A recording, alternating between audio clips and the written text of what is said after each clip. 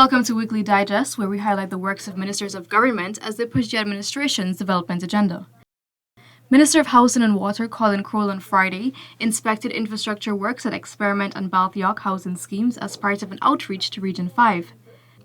At Balthioc, over $600 million worth of works are currently underway, while $1.5 billion was invested in the Experiment housing scheme.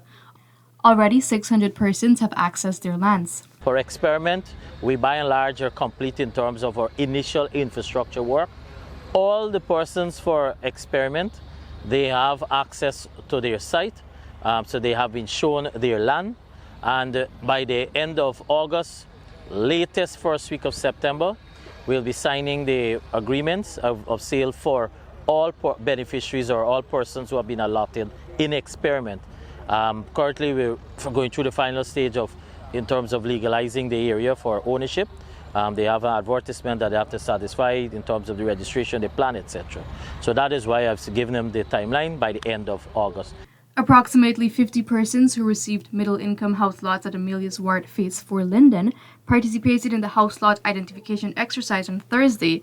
This paves the way to commence construction of their homes. Squatting has severely hampered the progress of work in this Amelia's Ward Phase 4. And I know that some of the allottees are impatient and they're wondering why this took so long. That is the reason. The reason is that we were dealing with squatting that was popping up overnight. So that has severely delayed the progress of work in this area. But we are over that hurdle now. The area is free of squatters and we are completing the infrastructure work. Residents of Blueberry Hill Linden signed agreements of sale for their house lots on Thursday when the Central Housing and Planning Authority, CHPA, conducted an outreach at Christiansburg-Wismar Secondary School. Since 2020, 175 of the 200-plus squatter settlements have been regularized across the country. You will look forward to the day when you can receive your ribbon transport. That is so very important to Guyanese. So we understand the importance of that. And that's why the housing sector has always been a priority of our government, because of the empowerment that home ownership and land ownership brings to people. We understand the value that it adds to your life. Close to 50 residents of Linden also received steel and cement subsidies to start building their homes. Some of you own your land, but you haven't started to build your home. And so for those people, we are assisting with the steel and cement subsidy. That was the whole purpose of this initiative, to help people on the road and on their journey to home ownership.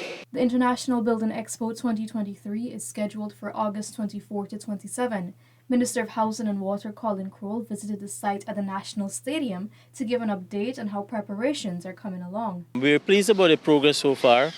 In fact, this afternoon, we met with a number of contractors and big players in the construction and housing sector too.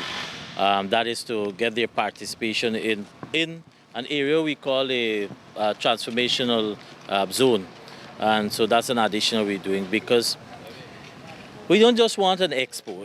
This is not about somebody who sells a hardware or who has an hardware store or want to sell a product. This is not about that. This is about enlightening persons who want information about the sector. This is about networking. So this is people who are in different aspects of the housing construction sector. They can learn a lot more that will enable them. Residents of Haslintown and neighboring communities along the east coast of Demerara welcomed the consultation on the U.S. $192 million Railway Embankment Road project. The consultation, spearheaded by Minister of Public Works Bishop Juan Edgell, was hosted at the Guyana Women's Leadership Institute at Cove and John on Saturday. The beneficiaries must be able to know what the project entails, the scope of the project, so that while the project is being executed, they must be able to look, see, observe that what is to be done is actually done. And at the same time, we must be able to engage people that if they have concerns or questions about a project, that it is properly explained and it is resolved in such a way that development takes place. Jonestown, Mahaica, and Coverdale are set to experience significant infrastructural development.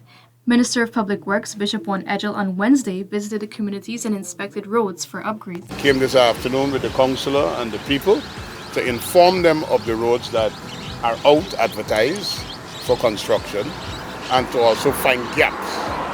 But this is part of our overall program of bringing development to every corner and every community in Guyana. The Cut Rose project, designed to provide single parents with an income, continues to make tremendous strides in their lives. It is evident by the project's earnings of more than $4 million for the first half of 2023. The production of roses continues to ramp up since 12,067 roses have been harvested as of June 2023, with a weekly projection of approximately 500 roses. We are selling a rose for $500. Imagine that. We are selling a rose for $500, but when the people sell it back out there, it's sold for between $1,500 to $2,000. So you're making almost 4 times or 300% profit a single mother can make on a rose.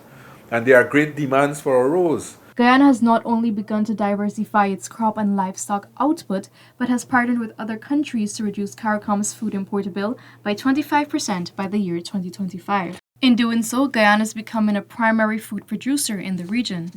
Trinidad and Tobago, when the Prime Minister came at the Isle Summit, I myself had discussion with Prime Minister Rowley. Today, they're importing rice seed from Guyana to start back rice production in Trinidad and Tobago. 48 youths are now better equipped for employment after graduating from a job readiness summer camp at St. Ignatius Secondary School, Region 9.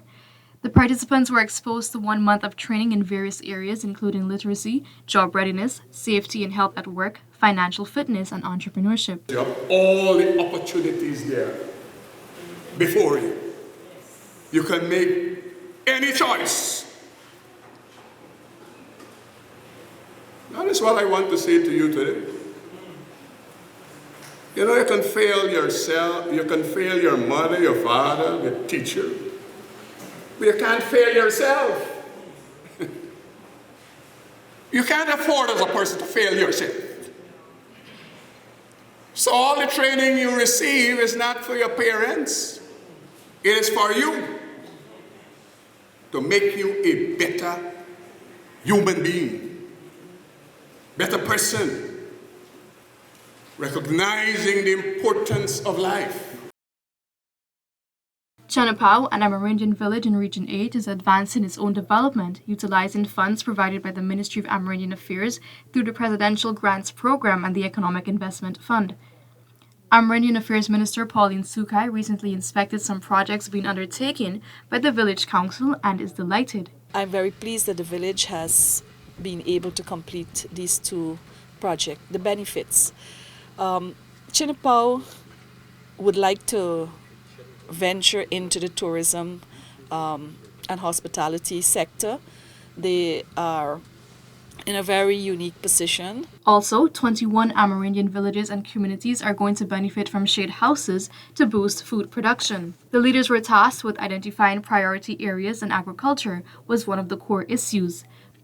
Funds from the $3 billion caters for the procurement of shade houses for villages that have listed agriculture as their priority issue. Amerindians are most likely to farm very far away from their homes, and they're in where they can find lands that are, to them, rich.